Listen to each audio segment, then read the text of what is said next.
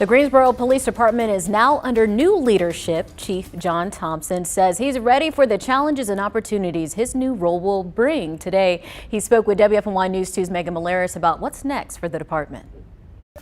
Greensboro's new police chief, John Thompson, will officially be sworn into his new role tomorrow. He is with us here talking about plans for the department. Welcome and congratulations. Thank you for having me.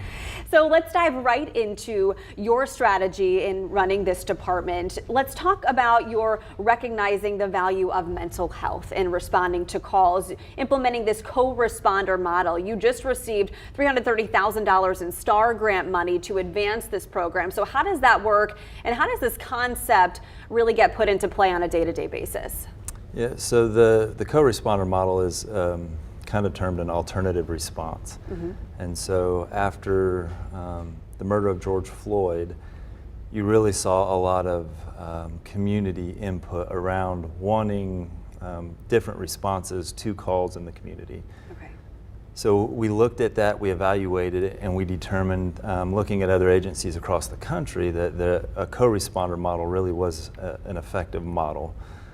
We took some resources in the organization and applied it to that, and so we were the first agency in the state to do what is considered a true co-responder model, where we have crisis counselors who are paired with specifically trained police officers who respond to mental health calls. Obviously, this is necessary. You said several thousand calls could be classified as those needing this type of team. Of course, to advance progressive programs like this, you need people, you need personnel. Comes at a time when Greensboro Police, as you said earlier, are still dealing with 120 vacancies, similar to the vacancies we reported in the fall. How are you going to get a handle on getting qualified people into these roles? So I think actually looking at alternative responses helps us in multiple ways. So when previously police officers were the only response to those mental health calls, now if we can continue to develop that team where there may be a non-police response to mental health calls, so that's another officer I may not have to hire that's a police officer handling that, but it would be a crisis counselor or a citizen handling that.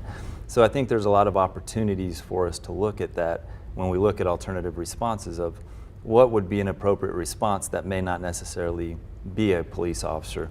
So it doesn't necessarily say help us with recruiting, but it helps us with the workload that currently rests upon our law enforcement officers. So I think that is an avenue.